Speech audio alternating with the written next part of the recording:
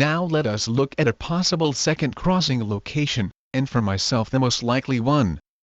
Like the other one, it has the same biblical qualifications but one more, and that is the Egyptian soldiers' remnants.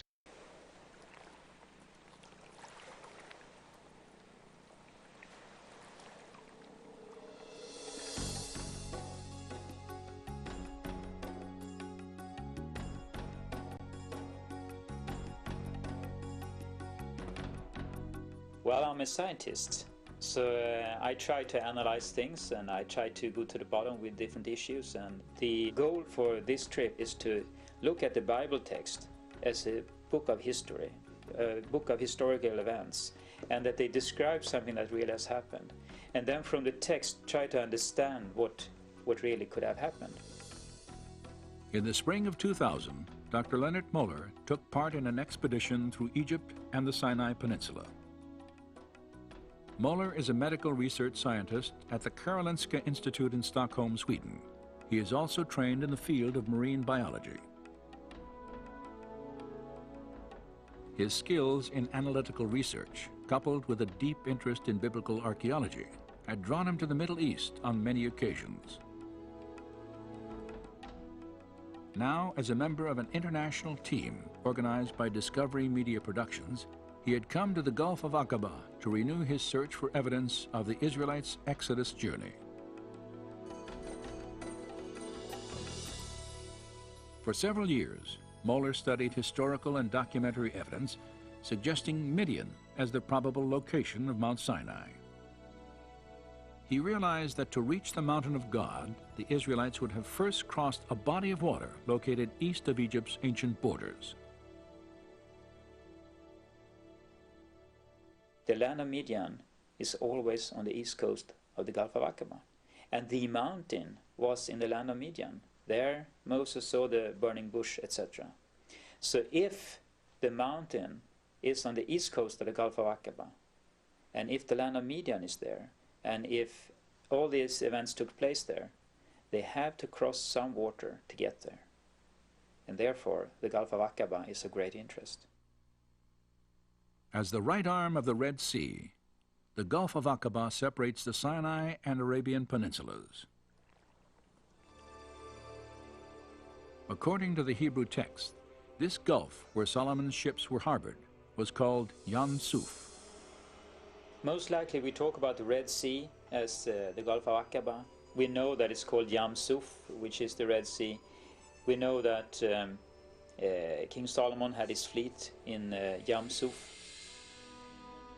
This Hebrew name, Yam Suf, also plays a prominent role in the Exodus account, for it is used to identify the waters crossed by Moses and his people.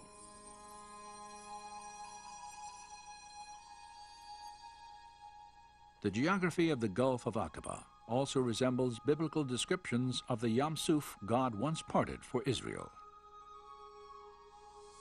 Aqaba is extremely deep, plunging more than a mile in some spots.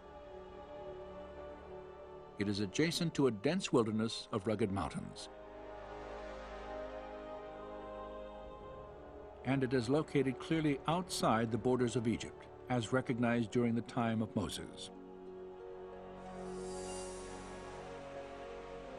These similarities to the scriptures have led Leonard Moller and others to theorize that the Gulf of Aqaba is the Red Sea of the Exodus story. And if they are correct, then two distinct possibilities for a crossing point exist.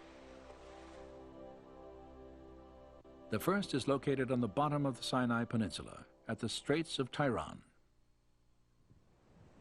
This channel, 5 miles across, is one of the most popular recreation areas on Earth, as spectacular reefs and marine life attract divers from throughout the world.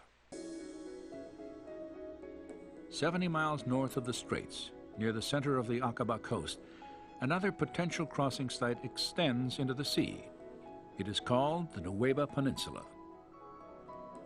This is probably the only place at the Gulf of Aqaba, the western shore, where you could gather as many people as the Bible states that they were. Satellite photographs of the Nuweiba Peninsula clearly reveal its distinctive geography. This triangular-shaped beach would be the focus of a remarkable search for evidence of the Israelites' journey.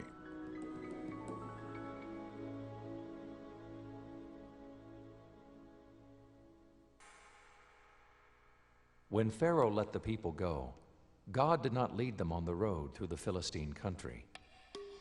For he said, if they face war, they might change their minds and return to Egypt. So God led the people around by the desert road toward the Red Sea.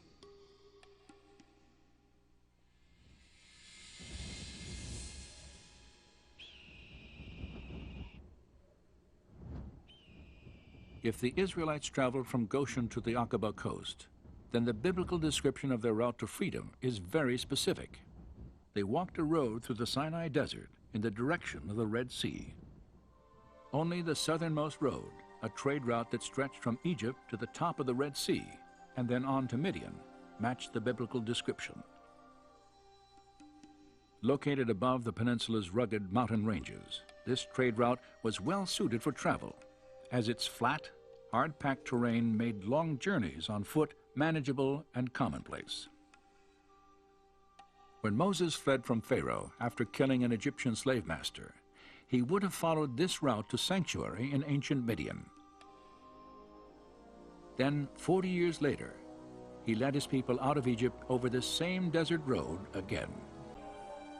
By walking through the desert during the cooler hours of the early morning and night, the Israelites could have crossed the Sinai in approximately 3 weeks, the time allowed by the biblical record. The scriptures imply they had a significant head start on the Egyptian army, for many days passed before Pharaoh decided to bring Israel back into captivity. Then, while his army prepared to give chase, he received a surprising report of Moses' path through the wilderness.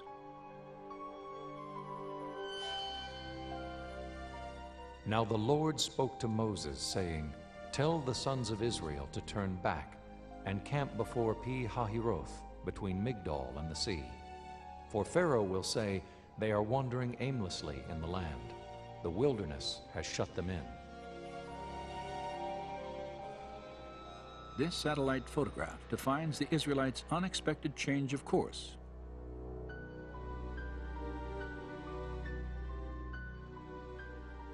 They had entered a winding maze of dry riverbeds that branched off the southern trade road in a twisting path to the coast. And within this canyon, called Wadi Watir, Moses and his people were hemmed in between walls of rock 2,000 feet high. After walking 18 miles through the wadi, the Israelites caught their first glimpse of the mouth of the canyon and an even greater obstacle that now stood before them. Upon exiting the Wadi Watir, Moses would have assembled his people at a place called Pi-hahiroth. Though its location remains controversial, the meaning of this Hebrew name may point to the site of the Israelites' encampment.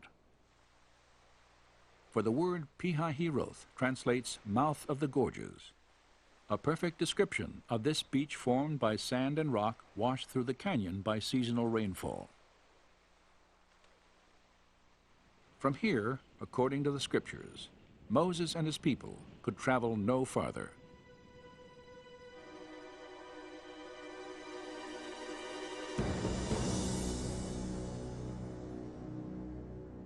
Then the Egyptians chased after them with all the horses and chariots of Pharaoh, his horsemen and his army. And they overtook them camping by the sea, beside Pi-hahiroth.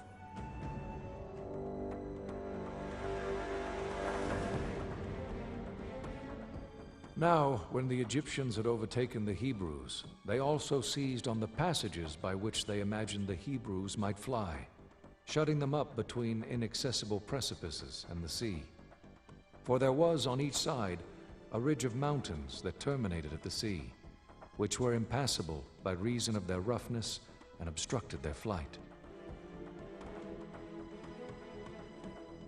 When and if they ended up at this peninsula, then of course they would have been in a very desperate situation. And according to the Bible, Moses didn't know anything what to do. He was completely trapped. The people wanted to kill him, surrounded by mountains, the sea, and they couldn't go anywhere. At Nuweiba Beach, the Israelites were surrounded by mountains to the north and south, an ocean to the east, and the Egyptian army to the west. Hopelessly trapped, it is not difficult to understand their anguished cry to Moses, "Why did you lead us out of Egypt to die?" In response, Moses again looked to God for deliverance.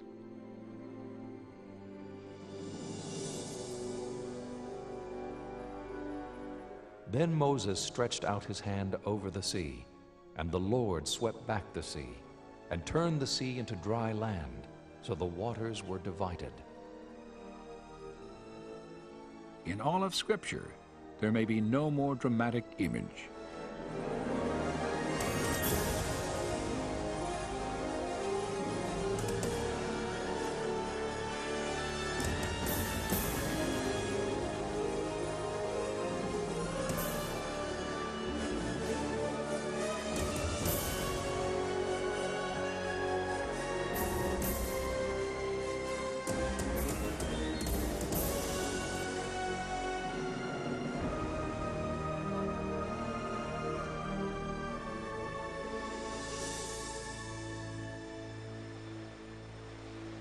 The biblical account of an ocean divided, Israel's passage to safety, and the destruction of Pharaoh's army defy naturalistic explanation. But if these events did occur, then physical evidence could still lie off the shore of the Nuweiba Peninsula. For more than 20 years, divers and explorers from 3 continents, each intrigued by clues linking the Gulf of Aqaba and the biblical Yam Suf, have come to Nuweiba Beach seeking possible evidence of an Israelite crossing.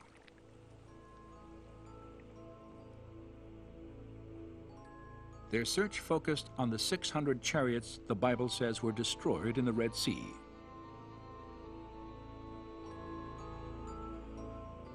Inscriptions thousands of years old, and the few chariots recovered from ancient tombs reveal much about the construction of these legendary vehicles of war. Could any of them actually be found on the seafloor off the Nuweiba Peninsula?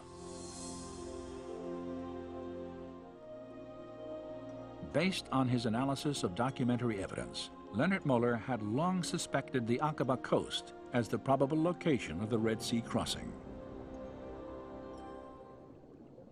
Like others who had explored Nuweiba before him, Muller immediately recognized the difficulty of this search. Though the coral complicates any search here, it may have been instrumental in preserving the shapes of ancient artifacts. For coral is a living organism that will not begin to grow on a foundation of sand or silt. Instead, it must first attach itself to a solid object, where it will sometimes conform to the shape of its host. So for instance, if it would grow on a wooden artifact, the wood would normally disappear in the seawaters after a time. But if you have corals growing on the wooden artifact, the coral could have the shape of the wooden artifact. And then the corals would consume the wooden material over periods of time, but still keep the shape of the wooden artifacts. During the course of his explorations, Muller observed that the pattern of coral growth at Nuweiba differed from other parts of the Gulf. Unlike the coral at the northern and southern ends of Aqaba, which often forms large, dense reefs, some covering many acres, the formations at Nuweiba Beach are generally smaller and scattered randomly across the sea floor.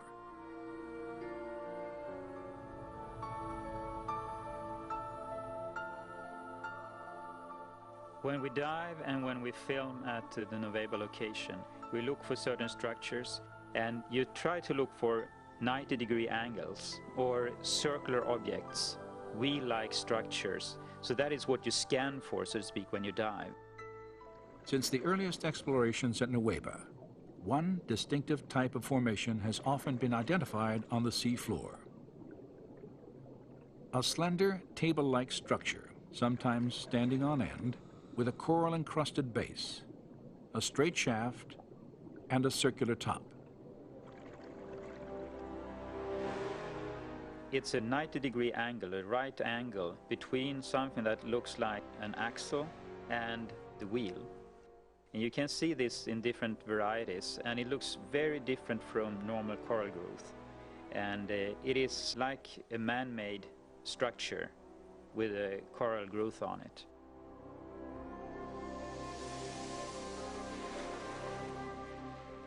While most of the possible artifacts found off the coast of Nueva are covered with coral, one significant discovery was not. It is a wooden basic structure of the wheel, and it's covered with gold, or electrum. It's a mixture of silver and gold. And corals have not been able to grow on it. It's been very well preserved. Although it's very fragile, it seems like the wooden content has been dissolved. So I mean, you could break it if you would try to remove it.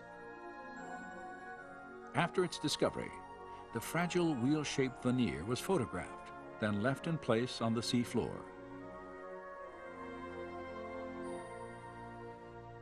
Later analysis revealed that its dimensions and design resembled four-spoke chariot wheels painted on an 18th dynasty tomb wall near the biblical date of the Exodus.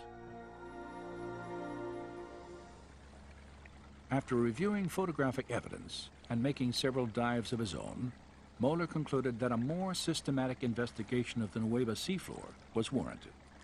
And in the spring of 2000, the Discovery Media team lowered a robotic camera into these waters for the first time.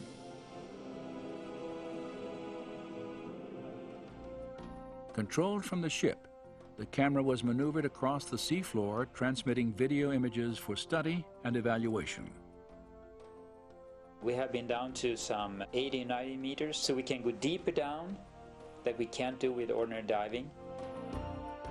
The robotic camera's survey revealed many shapes and objects familiar to Moeller, including coral formations with right angles, arches, discs, and straight shafts fused into larger masses that had the appearance of twisted wreckage.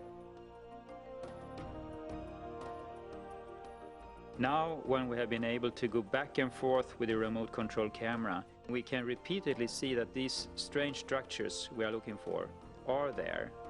Not at one place, but you see them again and again and again. And this could be the outer rim of a wheel going around like The that. abundance of these unusual coral structures was even more apparent when tapes of the expedition were carefully scrutinized during the months following the search at Nueva. Perhaps have a wheel here, standing on the seabed. While the robotic camera logged hours of video documentation, Viveka Pontien and other divers on a second research vessel used metal detectors to evaluate specific structures on the sea floor. Pontien and her colleagues realized that the wheels of many Egyptian chariots were often reinforced with bronze.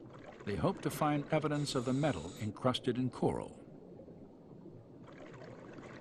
A scan of this formation indicated a circular metallic pattern around its edge, perhaps evidence of the broken rim of a chariot wheel. Other coral formations examined also contained fragments of metal. Viveka Pontien's interest in this research was heightened by a discovery she had made 3 years earlier, 8 miles due east of the Nueva Peninsula.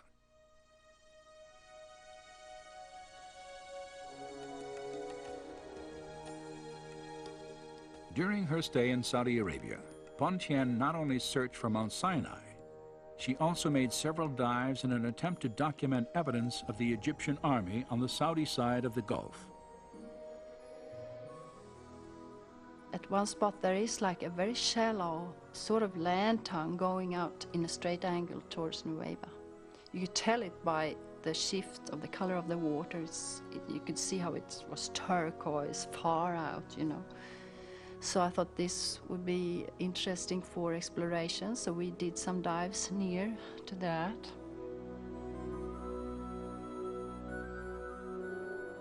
The scattered, irregular coral formations on the Saudi side of Aqaba resemble those previously found off the Nueva Peninsula.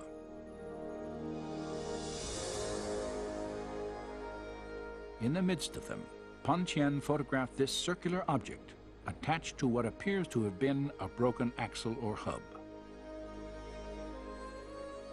This discovery was significant for two reasons.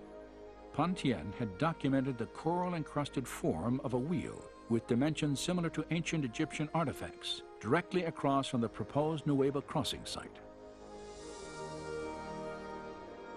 Her find also provided independent confirmation of earlier evidence establishing wheel-like formations on both coasts of the Red Sea, in accordance with descriptions in the biblical record. And the Lord looked down on the Egyptian army, and he made the wheels of their chariots come off.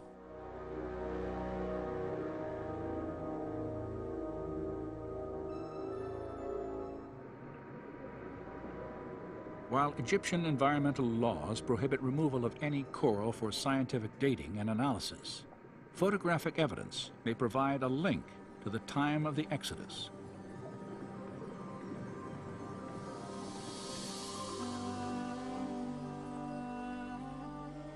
Scholars have recognized that the design of the chariot wheel can be used to identify specific periods in Egyptian history. In the waters of Aqaba, it appears that remnants of 4- and 6-spoke wheels have been discovered. These designs were used simultaneously only during Egypt's 18th dynasty and no later than about 1400 BC, a time frame that coincides closely to the biblical date of the Exodus.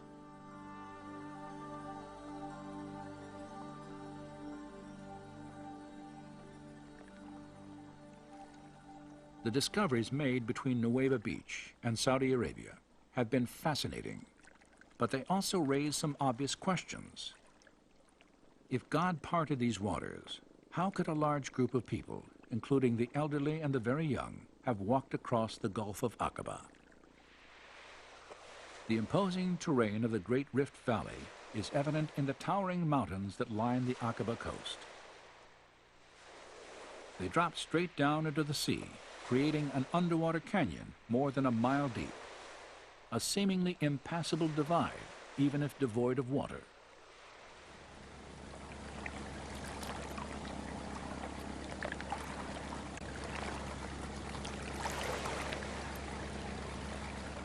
While surveying the subsurface topography of the Nueva crossing site, evidence was uncovered that could help explain how Israel walked from one coast to the other.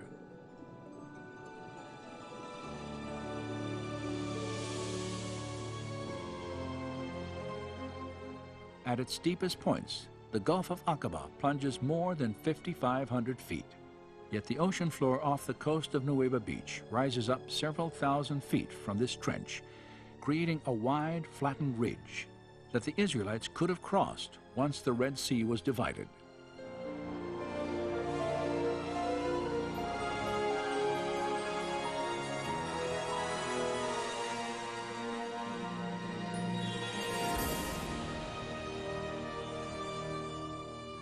Simulated to scale in this computer animation, the view of the Gulf south of the Nueva Peninsula is striking. A chasm, deeper than the Grand Canyon, extends more than 50 miles. Its steep shorelines stand in sharp contrast to the shallow grade of the gently sloping ridge that extends from Nueva Beach to Saudi Arabia. The robotic camera was used to evaluate the physical characteristics of this undersea ridge for the first time. It's just flat, extremely flat, and very wide. There are no corals, there are no pieces of rock, and we followed that far out in the Gulf of Aqaba. It got deeper and deeper, but it was very flat all the time. And the interesting thing is also that the material on the seabed is not mud, as it is in the Gulf of Suez or at other places. It's a thin layer of sand or silt. It is easy to walk on it if you take away the water, and there would be no limit to have an enormous amount of people there.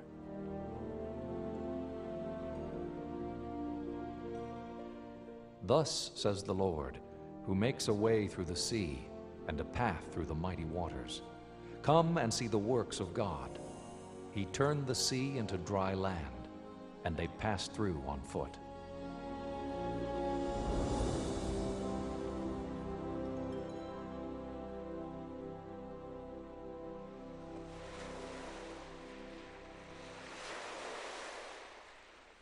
While the existence of an underwater ridge stretching from Nuweiba Beach to Saudi Arabia may make it easier to understand how the Israelites could have crossed the Aqaba Gulf, it does not explain the actual parting of these waters in the manner described by the writers of the Exodus account. Well, if you look at the Red Sea crossing as it's described in the Bible, what you clearly see there is this situation where a wind has come up and has dried out the land for them to cross. But then there's this element where the waters have formed a wall to the left and the right of the Israelites as they pass through. And they say that 2 or 3 times, so it's quite clear in their memory that the waters were like a wall. And there's just no naturalistic explanation for something like that.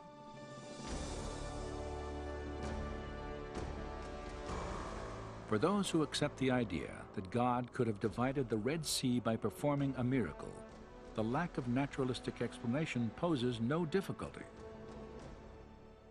Scholars, however, have generally assumed that miracles are impossible because they violate the laws of nature. As a result, any document based on a miraculous event must be historically unreliable. This reasoning, though widespread, is not without opposition. C.S. Lewis believed that miracles are acts of God, and therefore entirely possible if there is a God to take action. If you assume that God doesn't exist, then miracles are impossible, of course. But if God does exist, then there's the possibility that miracles could have occurred. So when we're looking at events in the Bible like this, we have to be objective when we come to the evidence. We have to look at the data and say, is it really clear enough that a miracle might have really occurred here? If we objectively look at the evidence then, and it really seems to lead in the direction of something miraculous, then we need to be open to that. After more than a century of research, where does the body of available evidence for the Exodus now lead?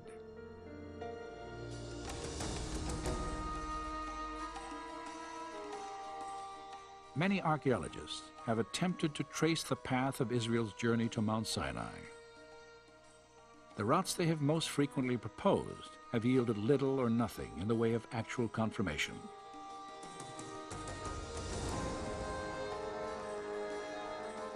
Yet today, another theory for the Israelites' path, far different from traditional ideas, may provide a trail of direct evidence for both a miracle and the historical validity of the Exodus account.